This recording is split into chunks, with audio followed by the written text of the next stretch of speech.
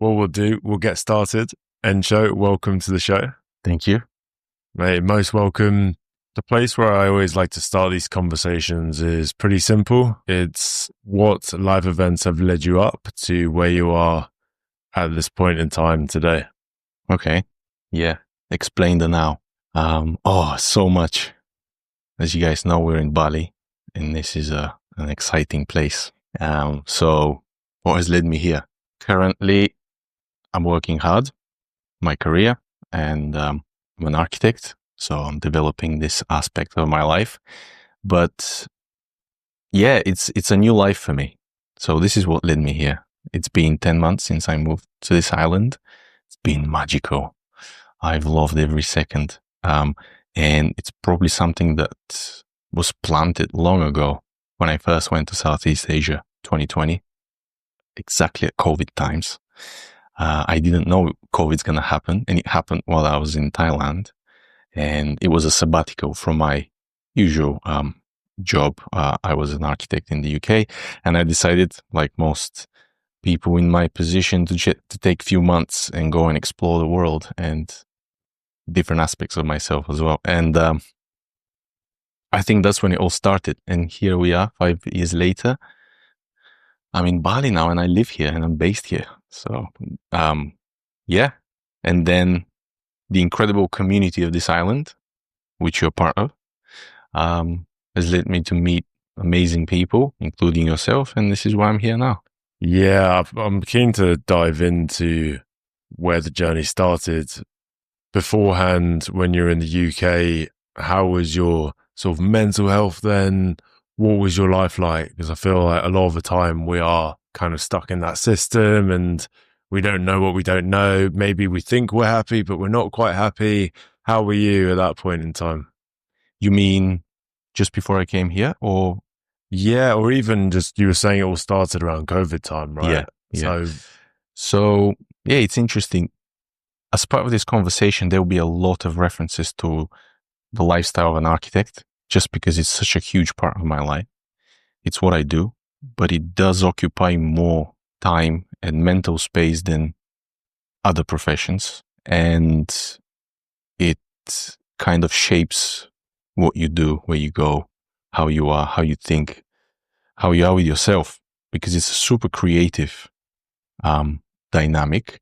But at the same time, you need to consider so much around the environment, because it's not just drawing up buildings or coming up with concepts. You need to know your environment. You need to know your society. You need to know the zeitgeist of the times. You need to be very aware to create good architecture. At least that's my opinion. And because architecture reflects through space, manipulation of space, humanity in a certain point in time. It's not just shelter, it creates relationships between beings, between nature and us, between animals and us, between the land and us. So many relationships. So I studied in the UK to become an architect, including Italy as well. I took a break to do my master's in Italy, which was 3 years.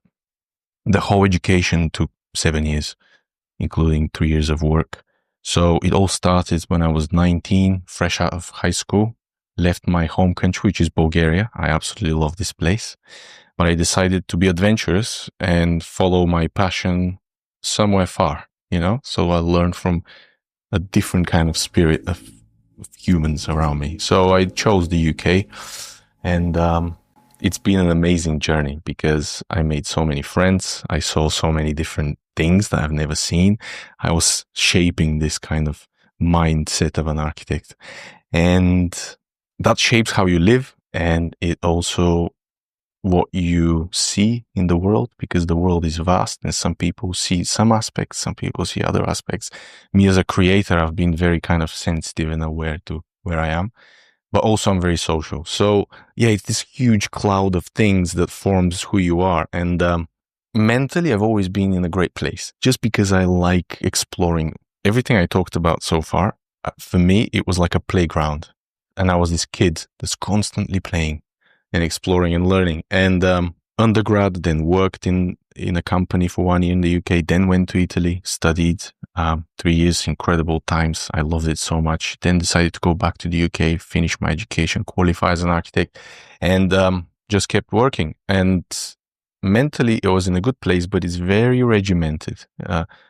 Every day you go to the office, you create, and you take home the tasks that you have, because they are not just, okay, I close the book here and I don't care about it anymore. I go home. It's a project. So many people are involved in it. The future user of the building is kind of occupying your mind, the back of the minds, because you need to put so many things together. So when there's a problem that needs to be solved, that is quite creative as well, it becomes like your baby, and you take it home. Even if you're not thinking directly about it, it's there. So it's the kind of job that lives with you. And this is why I started so far back, because I want to be able to explain this. It's not so visible from the outside, but it's a relationship in itself, which then helps you develop the one with yourself. So going back to the mental state, it was great, but I was ready to explore, I needed a little bit of a break. And that was in 2020 when I decided, no, end of 2019, I decided, okay, I'm going to ask for a sabbatical, 3 months, travel the whole of Southeast Asia with my then partner. And we went, and the first 3 weeks were amazing in Thailand. And then COVID happened. So we were stuck there in this empty Thailand, no tourists, no one. And it was amazing. I loved it. And it kind of opened up this vast space in my mind that there's so much more outside of the corporate world. Even though I'm in a very creative industry, it's a corporate one.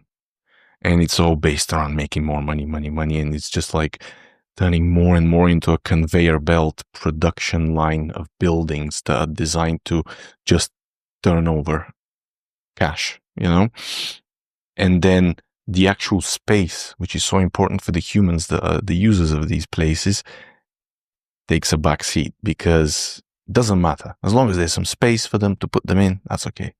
But if you care about this craft, that's really soul crushing, And many of my colleagues in the UK have expressed this kind of feeling, because the Western world has turned architecture into business before anything else.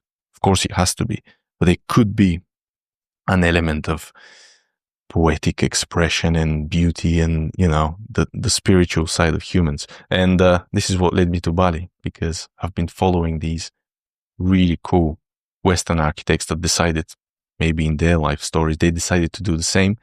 And here they can really express their love for this craft. And I just introduced myself, and they were like, yeah, we love your work. Come here, join us. And this is why I'm here. I love that. And that's really interesting. You mentioned there about how you take so much pride in your work, but if the people you're working for prioritize profit margins and that type of thing, then you're not going to be able to express yourself fully, right? So I can already imagine some of the conversations that you were having with people. And I imagine, because I think a lot of the time, a lot of people don't really take pride in their work. They're just kind of, okay, right, we'll show up to work 9 to 5 and then we'll leave the work there. Whereas with you, you put 100% effort into everything. Were you always like that? Was it?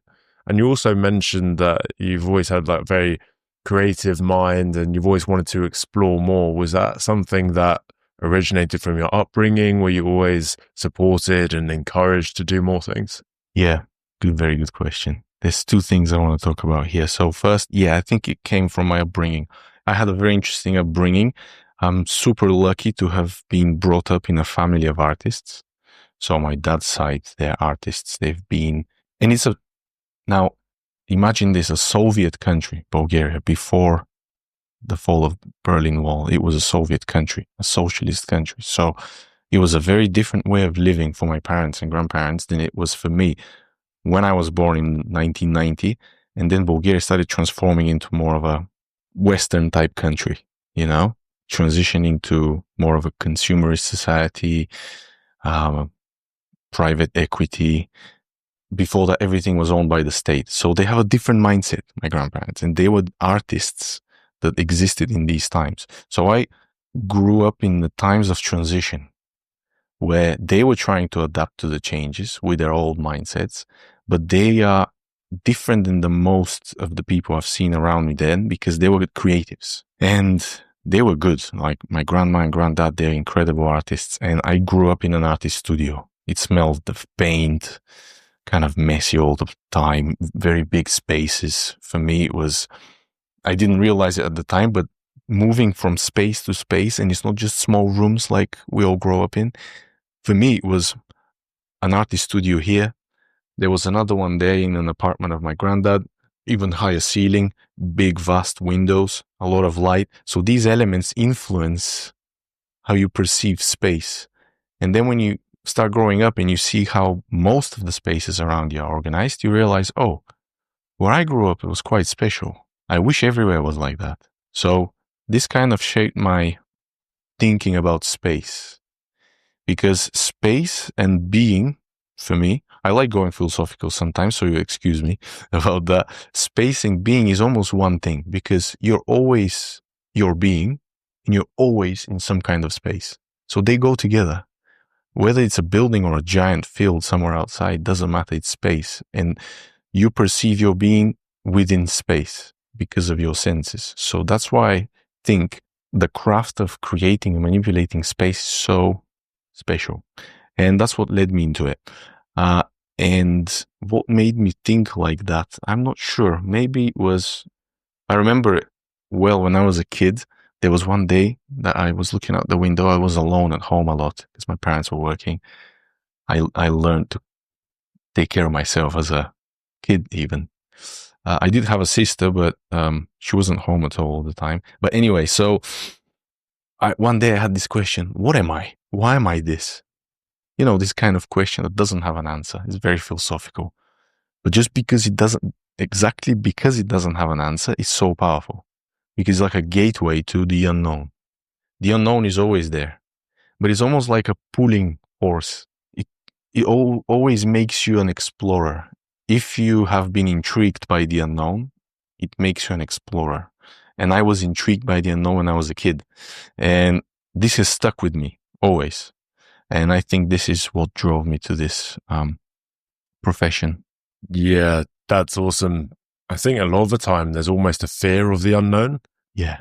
Like people are generally, oh, you don't know what's on the other side. Oh, okay. And there's resistance there, and our mind's going to try and create all the reasons why we shouldn't go there. Mm-hmm. So I love that you've just done the opposite in all your ways of life. I think that's how we grow as people, right? It's by thinking, okay, you know what? I actually don't know what's going to happen here, but fuck it, that looks fun. That looks exciting. Exactly.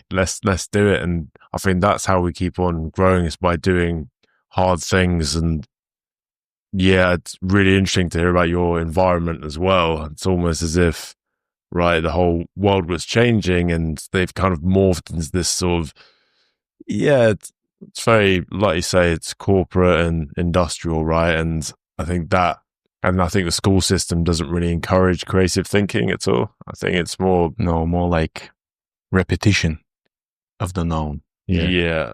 So you must have found school quite difficult then? Well, there's many aspects of, when I look back now, I haven't thought about this much, but yes, I've been an explorer and I've been very intrigued by the unknown.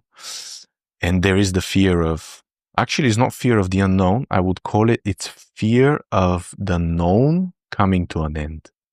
Because we're so used to the known, we don't want it to end. That, because we don't know what's next. But if we knew, we would be so ready to go there, because it's always so exciting. But we're so attached to the known. So that's one point about letting go. But school, yes, I would say I was good at school because I really wanted to be good at school. There's other aspects of my character. I mean, I wanted to be a good student. I wanted to make my family proud, but at the same time, I was very playful. I was full of energy. I have a lot of friends, and I've always been like super active and social. I've not been like this kind of guy, but I always had good marks at school. Sometimes through a little bit of cheating, sometimes through genuine interest. I don't know why, because I've always been super artistic. I decided to go to a maths high school. In Bulgaria, all the high schools have specialties. And the best one in my town, and my parents were like, you should go there. And I'm like, okay, I'll try. And it was maths. And we had maths 2 classes every single day of the week. Like most people have it like 2 or 3 per week. I had it 2 classes every day. And I hated it, but then in time I fell in love with it because it kind of develops your logical thinking. Yeah, if you give me all these equations now, maybe I'll solve 20% of them because I forgot all the methods and all the formulas and stuff, but it does shape a logical way of thinking. So through school, I also managed to explore and pick up the stuff that were interesting to me. But still, I went through it successfully. I didn't flunk it or anything. Right, yeah, and even then there's an element of doing harder things, right? Okay, it's, whoa, what the fuck, I'm doing maths every day, but like you said, you managed to take what you've been given and it's made you stronger and it's given you more skills in the long run, right? Yeah, and at the beginning I sucked at it. I was so bad at it because it was just too much. It was complicated. I was like, oh, maths, come on.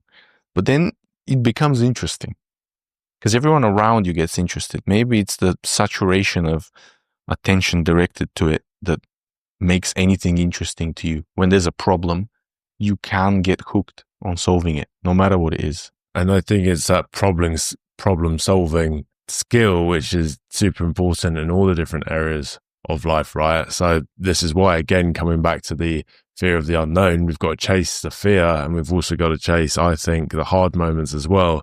Even though we want to try and avoid them, that's where we make progress. And I think a lot of the time what happens is by trying to avoid pain, we go too far into the pleasure threshold. So seeking pleasure through short-term dopamine hits, and that actually increases the pain balance, right? Because when you experience pleasure, we've then got to come back down to pain, and it's this constant battle. So why not, rather than, okay, the bad shit happens to you, why not choose the bad shit and make them into something great and make it into a stronger version of ourselves? Yeah, all these escapes that you're talking about, we are so good at them. Especially nowadays, there's so many ways you can escape. Even mentally in your head, you can escape. And we do it all the time. And maybe that's the one thing that I have learned as the most useful skill, in my opinion, because at the beginning, when I was younger, I was a lot more anxious. I would be at university and there's a project. And I have had a great time with my friends the whole week. When you're an architect, you present your project progress every Monday. It's design studio. It's not like my other colleagues studying economics and stuff. They have 3 months free, go in lectures and then go on exam. Every week on Monday, I have to present progress. So sometimes I'll be like, oh, my project sucks. I hate it. I see my colleagues. We go party all the time with them, but at the same time we do work. So it was this mix of good times and work. And every time I see their work, I'm like, oh, I wish mine was so good as yours. It was like, and then design review comes and I'm literally shaking. I don't know why I cared so much about my projects. Like some people would just be like, yeah, well, that's what I've done this week. I don't know why. I've always wondered. I cared so much about the quality of my stuff and I was so anxious before I presented it. I was sure it was terrible. Then I present it and they love it. I even have get a reward sometimes or something because they did have these things at uni. And that was fascinating to me. Why do I care so much about this? Maybe it's maybe it's something deep in me from my childhood, fear of disappointing others, which I think has been alive in me the whole time. And I'm not ashamed to admit it, like many people have that.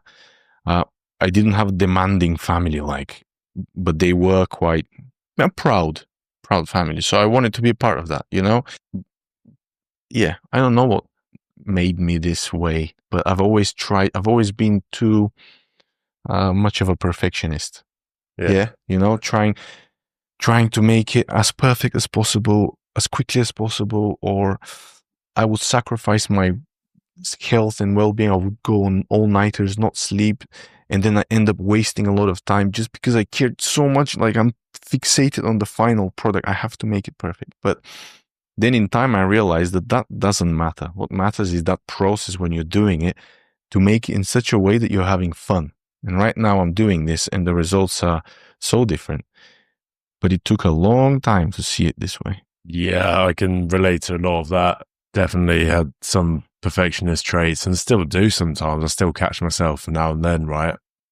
I think a lot of the time there's a bit of a disconnect between our internal reality and the version of ourselves we're putting out there. And again, I think life's just a lot easier when we are able to take that step back and embrace that we are imperfect, and that's just human nature, right? We're all imperfect. And even on this podcast, I'll be looking back at episodes and thinking, okay, right, hang on a sec. Well, I've said this, I haven't said this, I've gone on for far too long about this point. But that's part of the journey, right? And yeah, it's a living thing, you know? That's why I keep telling myself, stop trying to control every aspect of reality, your reality, because it's alive.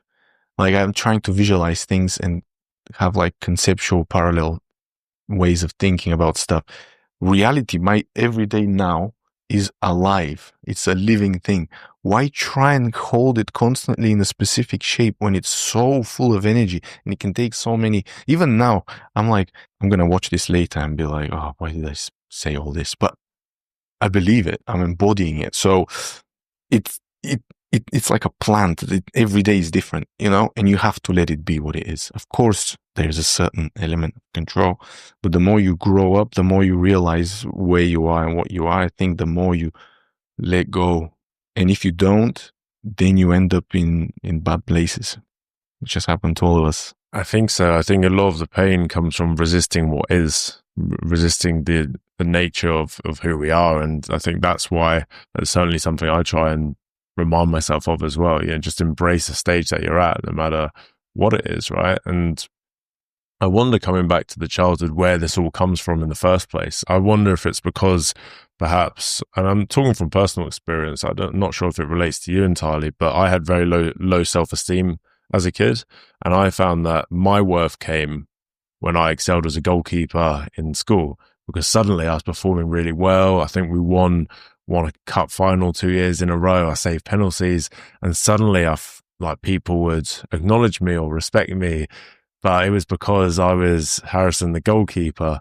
So I think that suddenly gave me a sense of belonging. And I wonder, going forwards, whether getting that external validation, that's what we're subconsciously craving in everything. And so when we don't receive that, we're like, oh no, fuck, you know, what's going on? And I think that's where a lot of the time it can lead us down negative cycles and depression, because the difference between who we think we are and who we actually are is too big. And yeah, no doubt, I think the perfectionist traits come in there. And I wonder how you've sort of managed that now, because you were telling me your work schedule before, and it seems like you just don't stop, right? Like you're up at 6:30, you go to the gym, you get this work done, and you've got all these different things going on and projects in your work. And are you sort of aware of what's going on? How do you sort of manage, because you care a lot about what you do, right?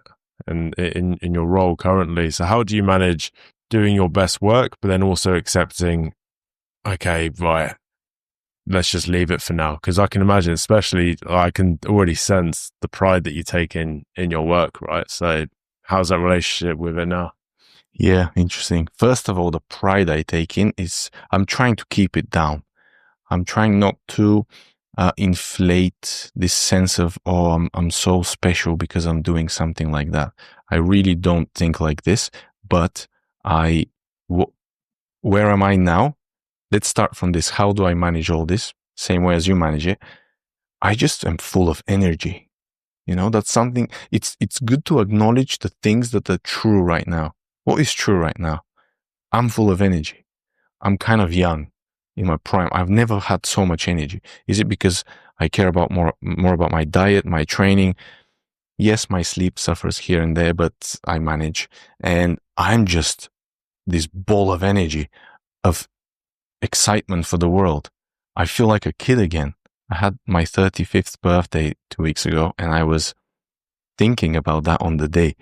I am the oldest I have ever been, and I feel the youngest I've ever felt. And it's such a beautiful realization. So I found a way to find little escapes from the tension, you know, the constant tension of, you know, anxiety, stress, escapes in every moment. Rather than going all in, and then at the end of the week, you go and party or drink or stuff like that, like so many people do for escape. and they dig themselves deeper. I decided to take a micro approach. Every moment of my day, there are ways in which I let the steam off in my mind, because I have fallen in love with more of my environment than I was before. I don't know if that makes sense. So let's say you're riding your bike through the rice fields. For those who don't know what the rice field is, I'm sorry guys, but Bali has these beautiful rice fields with shortcuts through them. So you can ride your bike. So it's so beautiful around me that for a second, my mind just switches to that state in which I'm so appreciative of everything around me. I become one with it. And for that little moment, the other issues and problems and anxiety is not there. It's like my attention can only absorb this much. And in this moment, my attention is that. That's the canvas of my attention, the beauty around me. And I see it in everything, in the moving leaves of the trees, in the passing traffic, people's smiles when they're passing, or the grass, or beautiful sights, or the sunset, or even the speed of my bike, the air in my face. Like these little things that they just happen and you're not acknowledging them. For me, they became a way of really loving my being, my nowness, you know? I don't know how to explain it, but that happened after a burnout I had when I came back from Thailand. I worked a lot. I started a side business. I decided to leave my main job as an architect in the company I was working in to pursue my app development business. And then I was working so much night and day. And one day I burned out. Something happened, like my brain just switched off, and I had already quit my job. I was still doing my notice period, and I realized what I've done, and it hit me. I couldn't sleep for days. That turned into insomnia, which turned into this burnout, and it was like a wipeout. It was the darkest time of my life, to be honest, and I had to go home for a bit, stay there for like 3, 4, 5 weeks, something like that, and then this new energy. My mind came back almost, but I felt like at the bottom, and this new energy came. It was very subtle at the beginning, but it was the old me, but like shrunk. Only the important stuff were there, and I started nurturing it.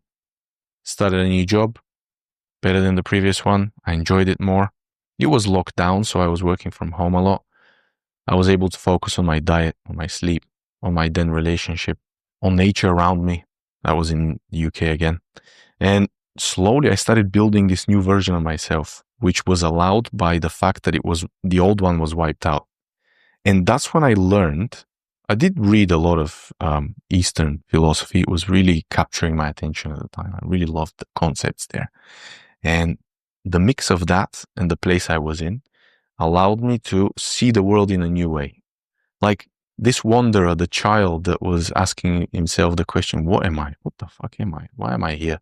Why am I exactly this that I am and not that person? Why this person? Again, no answer to this question, but this force of the wanderer, I used in a different way, and I started appreciating everything around me more. And then the gym picked up, the work picked up, life started growing, and here I am now. That was 4 years before I came here. So you need to go to the darkest places to wipe everything out, and only the really strong things that live in you remain. Strip down, and then you can grow them again. I'm not saying everyone should do this. This will happen to me. And I feel like that was an old life before that moment, and a new life now, the burnout. Yeah, I really believe in this as well. I think we go through multiple, I say periods of our life, but yeah, different lives, different identities, right? And we're talking about ego deaths before this conversation. Yeah. And I think burnout is almost a sign that, okay, something in your life isn't working because your current approach, and I really think the universe will try and make it as difficult for you as possible, and you'll try and resist it, and you'll try and just keep on battling through, but it's telling you something. It's telling you, mate, this isn't working. You've got to switch it up. And then I think that's where a lot of burnout comes from. It's like, hang on, maybe you've got your priorities misaligned. That happened with me. Like when I got burnt out, even not that long ago, I was trying to fight it, and I was just the solution to burnout Yeah, you just keep on working. It's crazy, right? Yeah. But you've got to almost surrender to it and be like, okay, right, it's telling me to slow down. Let's reassess. Okay, why isn't this working? And it's going to make it as difficult for you as possible. If it goes against, I really, really believe that. Like, if you're meant to be doing something else, then there's gonna be resistance there. It's gonna be difficult. You're gonna get burnt out. And you have to listen to the signs. We've talked about this on the podcast before, right? Being open to the signs, not ignoring them, facing reality. And then, like you said, sometimes you're going to be knocked down and then you can build yourself back up. But then I really like that analogy, right? Take the best parts of you and then build around that strong foundation. Whereas before, perhaps the different layers of the foundation weren't in the right order, perhaps. I really like that. All the things that you've picked up in your journey that are not really suiting you. There needs to be a moment in where they burn, and only the ones that are truly yours, they withstand the fire, almost, in a way. Like, I don't know, there's many metaphors you can use, but yeah, this sort of thing. And they're like blockages that happen when you do things which don't align with yourself. And all these blockages that happen, then they lead to this anxiety. But as you say, accepting it is like facing it instead of running away from stuff. That's a big topic of our conversation, running away from things, escapes. Even this lifestyle that I'm describing here, where I'm working quite a lot now, training every day, this is probably a type of an escape. I'm not sure from what yet. I really enjoy it. I love it. But it does feel very intense. This is a time of my life that I will always remember like that, the energy time, you know? Because I don't know why I have so much more energy than before, or maybe it's just an illusion. But every time there is something which gives me anxiety, or it feels like a block, rather than running away from it, maybe I'll run away from it a couple of times, but I know that I'm doing it. And then I realize I just need to sit with it. Whatever is present, which is causing friction or it's anxiety, you just look at it. Just look at it. Don't run away. And as you're looking at it, it dissolves, because it and you are one thing. The mind is so good because of language, of making this feeling of duality. Like, there is that thing, there is fear, and there is me. There is anger, there is me. This is how I think. I'm not saying this is how it is. But in reality, what I'm always asking myself, what is the true experience that you have? Stop thinking about it. What is the experience that you're having? I am fear. I am anger. There is no me and anger. So when I realize that, then I'm able to become so many other things. And anger is like this thing that I can then use as force. Every time I feel anger, instead of trying to push it away, I do feel anger quite a lot. I'm sure that you have that too, probably. We talked about this in a guy's circle not that long ago, the force of anger, for example. But all these forces that we consider negative and we don't want them in our life, they will be there. You can't get rid of them. The way I started looking at them is they're like my friends. And if I nurture them a bit more, every time they're here, every time they're present, I'm like, hey, welcome back.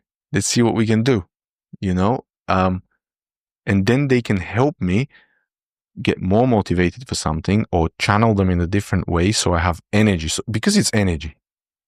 And this energy you can channel in a different way and make it into a creative force. You can, or a more important side than creation or work, or being productive is relationship with anyone or anything. Relationship is essential, in my opinion. And everything I am and I have become, and the happiness I experience of life now, is because of the amazing humans I have met along the way and I have had throughout the way, like my family, for example, and my old friends, because they are the mirror of what I am. Only in the relationship with these people I can see myself. Everything else that you see as yourself is kind of like self-inflicted ego image almost. But in the relationship with other people, which is a topic I want to touch on because that is the key that has given me the happiness I feel now. I'm in a happy place in my life because of my perseverance and because of the amazing humans in my life. Yeah, we can definitely touch upon relationships it was interesting when you were talking about emotions, though, because there's two different sides to that. I think I definitely don't think we should, from my perspective, identify with the emotions. So, for example, saying I am depressed, I am angry, but yeah, I'm feeling angry. I think, and I really liked though when you touched upon this idea of okay, it's like a friend almost, and that's where when I did an internal family systems exercise with one of my clients, it was really, really powerful because for so long he was running away from a feeling, right? So on a train journey into London, for example, I said, right, why don't you just practice just being and not, playing a game on your phone or listening to music? And he's just like, oh, I couldn't do that. I couldn't do that. It's like a very scary thought, right? Just being alone with his thoughts.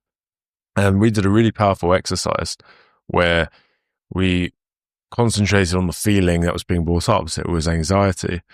And it ended up being really powerful because he then suddenly, and there was these little questions that you ask it, right?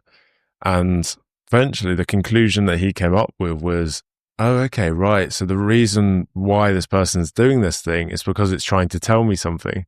Okay. And then once he established that and realized, okay, right, this guy's actually, okay, so this is important to him. Okay. What is he trying to protect me from? Okay. Is it rational or is it irrational? Okay. It's irrational. Okay. Thank you so much for telling me that. Don't worry. It's okay. We don't need to worry about that. Or, oh yeah, I think you could be right, actually. Yeah. You know what? Okay. But how can we move forward from this? And that was a really powerful exercise. So I love that you shared that. I think there's definitely a distinction there, right? So yeah, it's a part of us, but I think like, yeah, calling it like it's a part of us, not us, I think is a cool distinction there. But I love that you touched upon that. And yeah, alchemizing emotions as well, using something, okay, cool, we've got this. Let's use it to our advantage. Let's use it as an outlet. And that's why I think we'll touch upon, hopefully, if we have enough time, we can touch upon the sport as well and putting it towards something and using that as an outlet. You could also argue maybe that's a form of escapism from emotions, perhaps. But yeah, it's just an endless. It's movement. We have to move. That's movement as well. We can't keep saying, oh, I was escaping stuff and now I'm not. Now I learned my lesson. No, we're always going to be escaping things. We're always going to be chasing things because we're in this flux of energy. We're moving. That's how I like seeing it. The way I see the world now is like, I like to be all-encompassing view of the world rather than constant rejection. I loved when you described this, let's say the anger as a relation, like going to a relationship. You are talking to it. What's wrong? Tell me. It's like a conversation. What's a conversation? It's a relationship. So these are parts of you, like the elements of your being that you can be in touch with. And that's what you described in this example. You are getting in touch with that element rather than pushing it away, sweeping it under the carpet, or running away from it like scared for your life. There's so many people that don't realize that anything that's alive in you, you have to give it attention because the attention is what you are. I like calling it, attention is the event horizon of the universe, your attention, because the universe is happening where your attention is from your point of view. And there's no escaping that, So that's where the universe is, where you are. But that's a different topic. So, yeah. And then alchemizing emotion is very powerful. When I was young, I tried to write some poetry. I don't know why. I just like the idea of using language to construct stuff. I just like constructing stuff. And like architecture, poetry, drawing, I love drawing as well. It's constructing things with a vast cloud of memory that you have collected, because your mind is made up of all the memory that you've collected and the collective memory of your ancestors and the world itself. So it's just almost like this AI cloud that always can project things in an instant. And if you put it to work, you can create so much. So poetry was really interesting to me, but I didn't really go into it. I'm not sure what I'm trying to get at with this, but just creativity itself, it's something I have created a relationship with.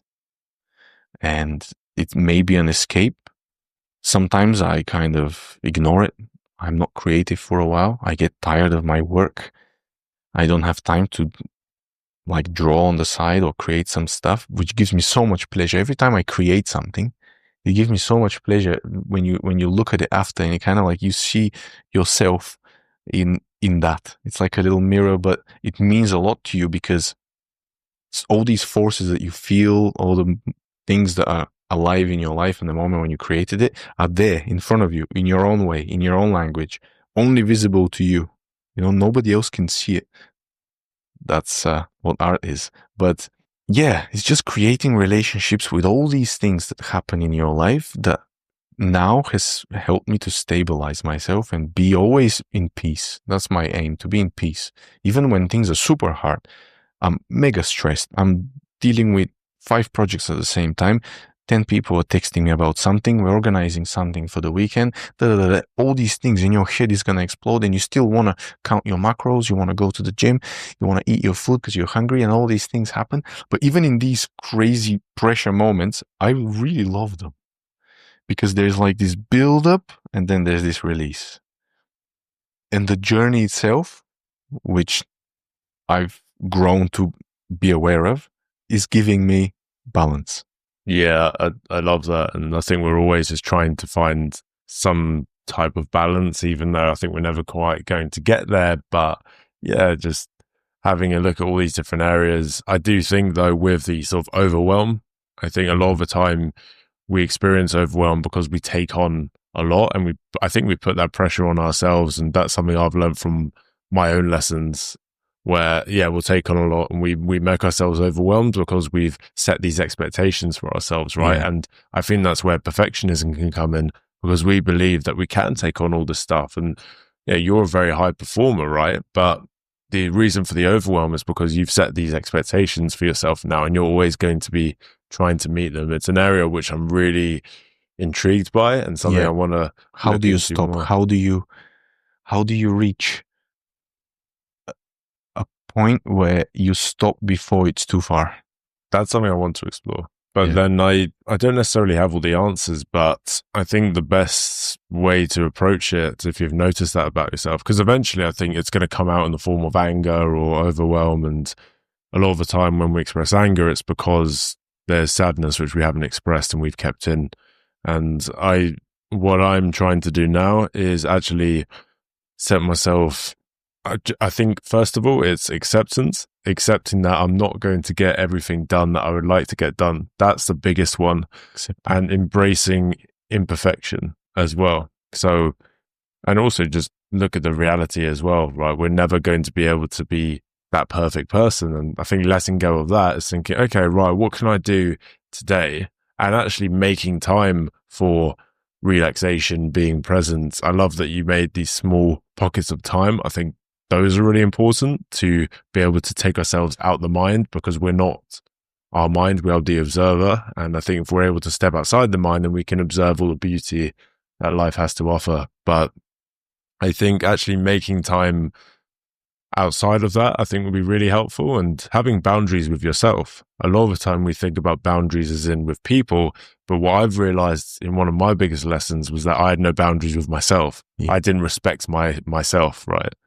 I think that's a big one. And I think knowing, okay, right, this is a work boundary, this is a personal boundary, and having all these boundaries in our brain and not letting them overflow into other areas of our life. So, okay, I said I was going to stop working here. I'm actually going to stop working there.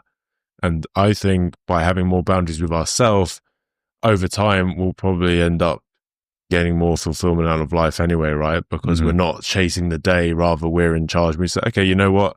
It's almost like creating the different components of our brain into different people. That's right. So which might sound a bit wrong, but actually it's a great strategy. Yeah. They're all your friends. They're all aspects of you. There is no one you that is like overruling everything. In different moments in life, you are a different you with like similar principles and beliefs, but you morph, you shape like water around things. And if you resist that, then you suffer. That's how I see it. And the boundaries of yourself, this is key.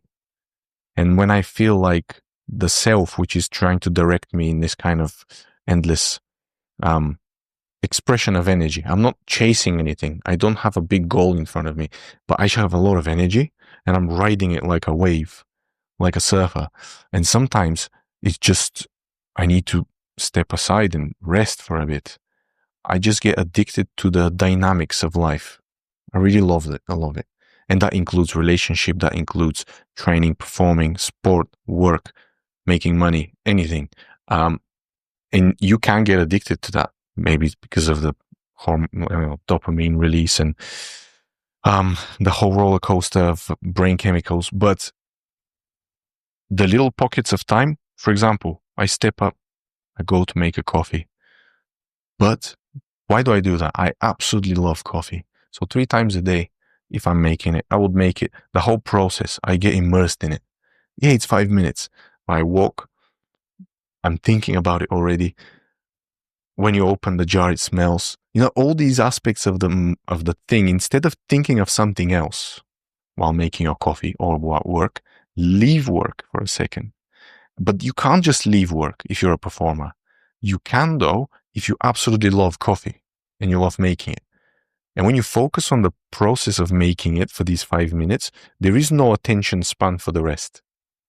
So it's almost like saturating my attention span with the things I love and switching between them throughout the day. And this way, when the coffee is done, I'm actually really excited to switch back to the problem-solving mode because I love it. I'm listening to my music, I'm sketching something, designing something, and then time for lunch comes. So I've arranged my day in such a way that every single moment of my day is something I look forward to, but the preceding one I enjoy so much that I'm one with it. So when it ends, I let it go. The next one comes. I let it go. The next one comes. Before, I used to carry all the baggage of what happened today, what needs to happen tomorrow, But if you let this be, it always finds its way of resolution in the best possible way. When you were saying there is nothing, no one perfect. Every night since I came here, I go to bed. When I start drifting off, I'm thinking, thank you, Bali, for another amazing day. And then I look back at everything that went wrong or different than how I was expecting. And I'm like, gosh, that was perfect. It went wrong in a perfect way. It went in an unexpected way, in the most perfect way. And now it makes sense. And every night I look back, I see that. And that has now become like, it just gives me a smile because I know I'm not chasing perfection. I'm just being. I love that. And you can actually decide what perfect is, right? You can create your own definition of that. Yeah, I love the way you phrase that. I did want to touch upon very briefly this idea of relationships. You've mentioned it's been very important to you. And I think a lot of guys struggle to find meaningful connections, right? And we're fortunate enough that we found like-minded people here in Bali, but back home, people might not get that, whether it's in Bulgaria, the UK. So yeah, how have you managed to find meaningful connections, and how do you think other people can do that wherever they are in the world? Yeah, we are blessed here of the environment of humans that come here because they're all very open. They have gone through a lot in their lives outside of here. So here they kind of like relax into what they are. And that's the key, I think. The other day on my birthday, I was thinking, here I am with a bunch of friends that I've recently made, and they're all so nice to me, and I didn't do anything for these people to be around me. The only thing I did was to be myself. So, and I've always before tried to be a certain type of person with all my stuff that I am, but kind of modify myself a little bit to fit a certain environment. Since I came here, I realized there's no need for that. Just do you. Do the things that, and the key word is love, I would say. Touched upon this recently. Not romantic love, the love that is like the gravity of this world, the glue of everything, that pulls everything together. Because the love that you experience, it's almost like invisible threads that pull you in different directions because it's just alive in you. Something makes you gravitate around something else. That's love. You want to shorten the distance. You want to create acceptance. You want to fuse with things. That's what love is, in my opinion. You know, the fusion with things that are, you feel a part of you, but currently like a little bit far, and you can make them a part of you. And this is probably what led me here. And I was just being myself the whole time. And everything that is happening in my life now reflects me the best it ever has. So, and that's just because I relaxed into who I am. I stopped caring too much about stuff. If I'm going to be serious about the gym, I'm not going to be hiding it just because I'm in a corporate environment with architects who don't like training. And I'm the weirdo who loves training and food and nutrition. I just love it so much. And they think I'm forcing myself when I've had conversations before. No, bro, I'm not forcing myself. I fucking love it so much that even when I'm alone in my room or in my kitchen, I'm thinking about it. I'm making it perfect just because I care. I don't care what anyone else thinks. So this dynamic, I stopped hiding it. And there's nothing wrong with being an architect and being crazy about training and kind of like feeling great. Because training, some people might do it just for aesthetics. For me, it's the way I feel. I feel amazing. That's why I'm not going to ever touch performance enhancing drugs, things like that, to get extraordinarily huge. I just love the way I feel when I focus on this thing that I've been given, because it's so powerful. And then it can balance this thing that's in here. Because they're all one thing. They're not two things. So yeah, that's long story short, relax into what you are. And in my experience, this brings the world that is yours. Yeah, 100%. It's scary, I think, for a lot of people at first, but yeah, just embrace that authentic side of yourself. And yeah, it's not going to be easy at first because there's going to be internal resistance, but also externally. It's the unknown. Yeah. And right, if people who formed an energy bond with you because of the previous person you were, who wasn't necessarily being authentic and you were shrinking to try and fit in, they're going to spot that change and they're going to subconsciously resist it, right? And yeah, that's a whole process. And I was discussing about this with Ryan, who came onto the podcast. I think every man almost goes on that path of, okay, for a period, they're going to be a bit lonely, right? And if you are lonely at the moment, then that's normal and you will get to where you want to be. And you haven't really got much choice either because you'll be alone and you've chosen a certain path. And you've got two options. One is to go back to where you were, and you don't want to do that because you've already started the journey. So the only other option is to just keep on going. And eventually you will find your people. You will find meaningful connections. You will find your purpose. I really do believe that if you follow your heart and you just embrace that authentic side to yourself, then yeah, relationships and everything else will fall into place. So yeah, that's a great message. And yeah, you touched upon the gym there. You're in fantastic shape, and I think that's a testament to how much you look after yourself and your diet. And yeah, we've got to I might try and get some little snippets from you in terms of extras, in terms of how you look after yourself, your diet plan, your workout regime. Perhaps we can touch upon that at a later stage. But yeah, I wanted to head on into the closing traditions of the podcast. We've got 3 questions, 2 of which we ask every week, and then 1 is asked by a member of the Growth Voyage community, somebody who listens to the podcast. Okay. The first question is a song recommendation. Song recommendation. Oh man, I listen to so much music, but maybe a song that reflects this conversation is... I mean, it's hard. I love music. I listen to so much music, appreciate it a lot. But a song that maybe came alive when you asked me that question, based on the conversation we just had, could be The Verve, Lucky Man. Yeah. Wicked. I'll check it out. It's a good song. It's a indie rock. Yeah, I haven't heard much of The Verve, apart from Bittersweet Symphony, of course. But yeah, it's a good one. Yeah, I'll definitely check that out. All right. Fantastic. Number 2 is a book recommendation. A book recommendation. Now I do have a book recommendation, but I just want to say that now it's very popular to read books, transfer other people's thinking into your thinking, embody other people's kind of discoveries of life into your. But I think we need to be careful with that because we might lose ourselves with this. I'm not saying I'm not reading, but I'm saying that I'm careful with what I'm reading.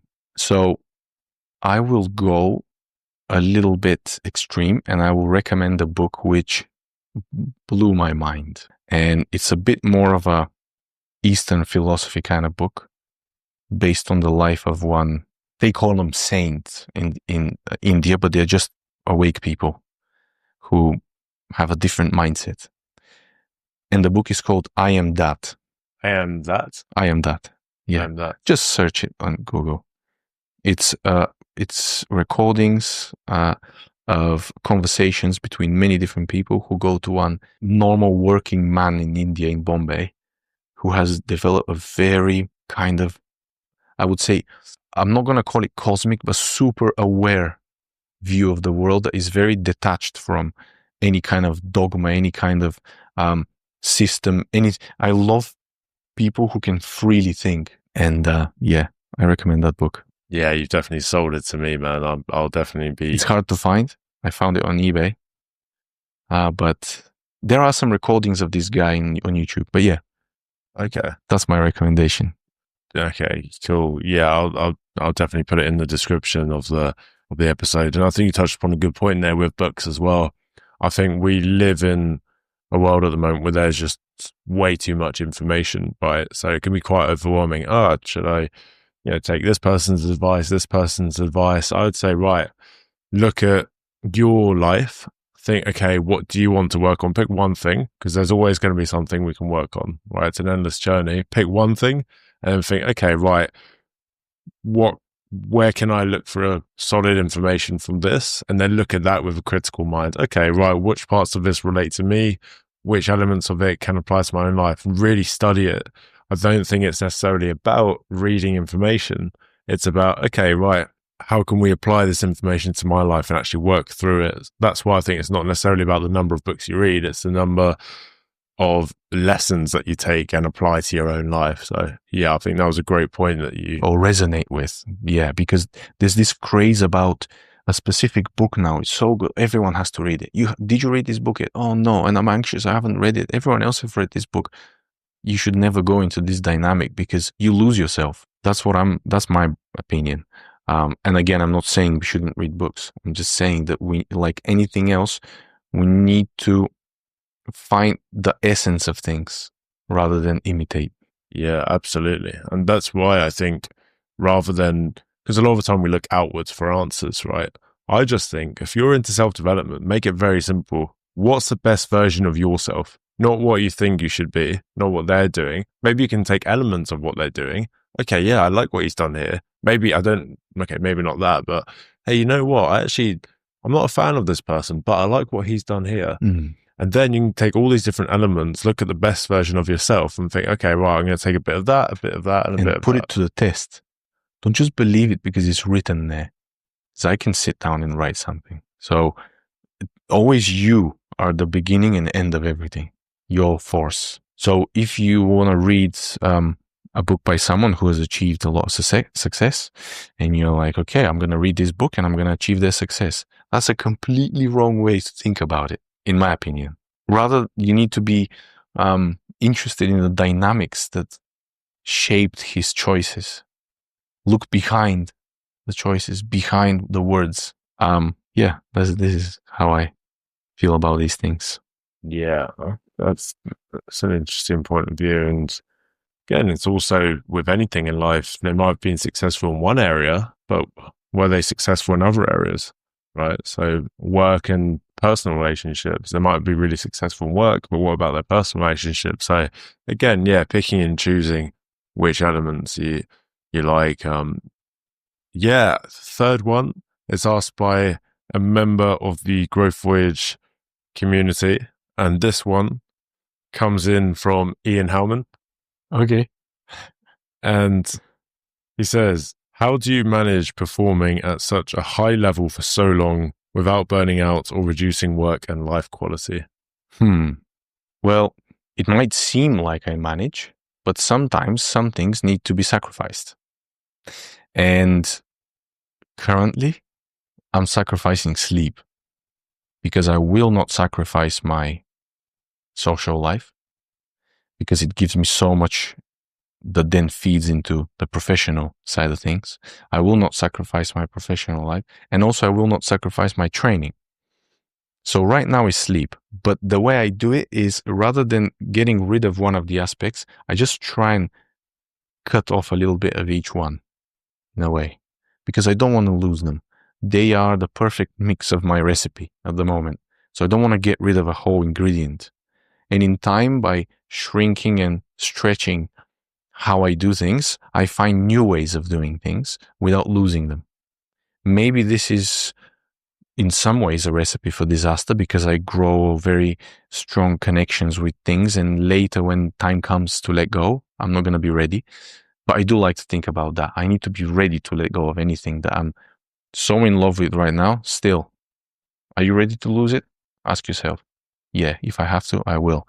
But the way I manage is this: I just modify all of them a little bit. And sometimes things are sacrificed, like my sleep. And lately I've been talking a lot about this. As an architect, sleep is something I always have kind of abused. And now I'm trying everything I can to focus more on that. I think it's essential. So to answer Ian, I'm not sure. I am kind of in the process of figuring it out, but the way I'm managing is I'm taking even more care about all of the aspects I love, and every now and then I will sacrifice a chunk of something. Yeah, I think it comes back to acceptance again, right? Acceptance. Right, there will be times where we have to, perhaps and trust. Reduce things. Sometimes maybe we take one thing out, and trust the process, and different times of our lives will require different elements of focus. So absolutely love that. Encho, we've covered a lot of ground here. Thank you so much. It was great. That was fun. Really good fun, man. Great to hear about your story and your upbringing and the different lessons and the different challenges you're going through now. And so much we can learn from you. Where can people find you if they're interested in the work that you do, or just up for connecting with you? So could be done in Instagram. I do have my personal account. Maybe you'll share it underneath. I have a fitness one where I started it a year and a half ago to inspire my dad, and also to use it as a little mirror of my progress, because it's nice to see, but also express different aspects that you care about. And for me, it's food. And some instances, music. Sometimes with my training, I like a bit harder music, like techno and things like that. And I like mixing all these elements of my training lifestyle and kind of expressing it, sharing it with people. So it's not just training, it's more food, it's the way I think about food, the way I present it, how I make it beautiful every single day, because my eyes feed just as much as my whole body, and the whole process begins from seeing, smelling, hearing, everything is important. So I'm trying to be creative and construct things in that aspect as well. So there is a fitness Instagram there, which I'm trying to grow. So please follow me there. And also, I work for an amazing company here, boutique architectural studio in Canggu in Bali, called Caceres Tos. If you want to check out their work, we really care about space, about quality, about materials. So love that. I'll definitely be checking out the fitness account. I definitely recommend people to check out that. I see your stories, mate, like the way you present the food and everything, and it's awesome. So definitely check it out. But it's the actual food I'm eating. It's just before I start, I just make a little video over my view of the rice field, because I love it. So if I love it, I'll share it. So later I can rewatch. So it's like a record of my love, It's a different way of seeing. Some people might say, "Oh, stop showing off with your food." No, I'm not showing off. I'm just making myself happy. Well, that's it. And that's another point. People are always going to misunderstand you and have different perceptions. And it's not their fault. It's just... That's just, but, you can just continue being you and okay, people misunderstand you. That's cool. I've heard your story. And we barely scratched the surface, I'm sure. But it's been awesome, man. So thank you. It's been awesome, man. Thank you. Appreciate you.